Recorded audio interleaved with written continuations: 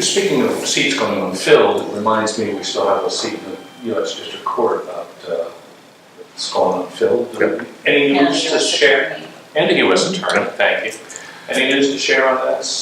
No, nothing in particular. We continue, as I think we've released the letter that we sent to Don McGann some time ago.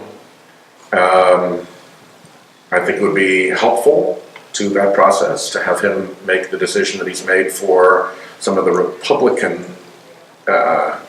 nominees, if you will, who were in the same position as Mary McElroy, i.e. they had cleared the committee unanimously, had no problems, were good to go, and were only delayed by Mitch McConnell's floor delay tactics, and then their time ran out.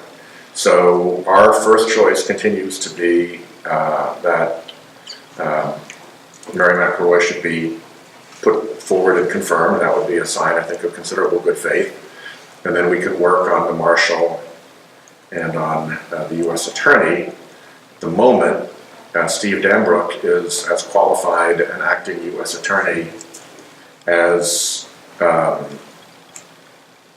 one could expect. The marshal is equally qualified, so he hasn't even left. He's still in place, so he wasn't fired like Peter Nerona. So at this point, I think both Senator Reid and I feel very comfortable that those offices are well run and well managed. And to be really blunt, there's not exactly a flood of qualified people who want to come in and be this president's nominee. If I could, I think I'm hearing you say there's been no movement on either score.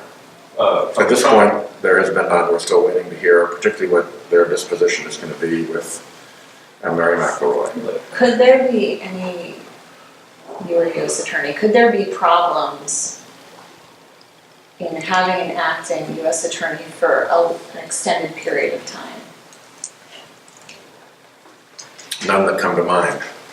Okay, there's nothing that, any sort of statutory authority they have that can only be done? No, acting is acting. Okay. They have the full authority of the U.S. Attorney to do things. Mm-hmm. The one thing that comes to mind is that there is a United States Attorney's Advisory Council that is a tradition in the department that meets regularly. Peter Nerona was on it.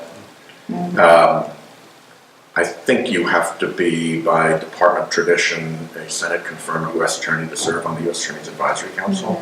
But that's really more of a service to Washington to get input from the field and what's going on out there than it is anything that affects the performance of the duties of the U.S. Attorney in their district. Suffice to say, you have faith in Steve Dambrook. Yes.